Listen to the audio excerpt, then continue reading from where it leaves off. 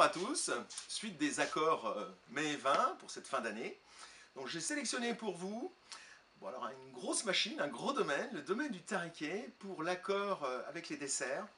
Alors je sais que ça va peut-être faire rire des cavistes qui vont regarder cette vidéo ou certains clients qui sont peu habitués à ce qu'on leur parle de grosses machines, mais ces maisons sont importantes également parce que Tariquet, le plus gros domaine viticole de France, fait rayonner le Gers à travers le monde. Donc moi j'avoue que j'ai eu un coup de cœur cette année, et si j'avais goûté à l'aveugle j'aurais eu le même coup de cœur. Là on l'a goûté à étiquette découverte et j'ai franchement beaucoup aimé. Donc c'est le domaine du Tariquet, la grande cuvée dernière grive, donc ça c'est liquoreux, c'est le grand millésime qui est 2014.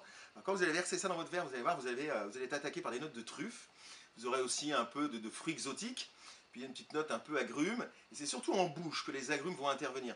Quand vous allez prendre ça en bouche, vous verrez, vous allez avoir ce côté kumquat et orange amer. Et l'orange amer, c'est cool parce que ça va vous amener du peps, de l'élan.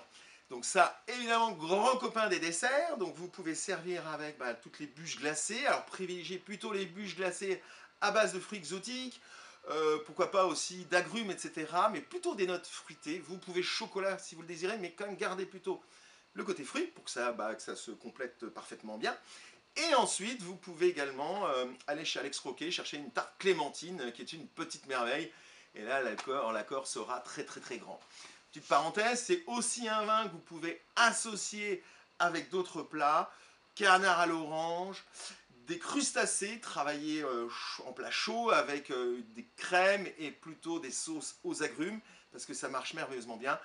Et l'accord hyper fastoche, poulet rôti du dimanche, mais bien croustillant, avec un verre de liquoreux, je peux vous assurer que c'est extrêmement bon.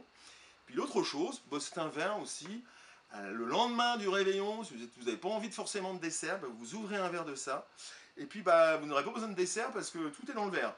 Donc voilà, ça fera un petit peu de régime, puis ça avec une bonne musique, et puis vous serez bien. Bon, à très bientôt!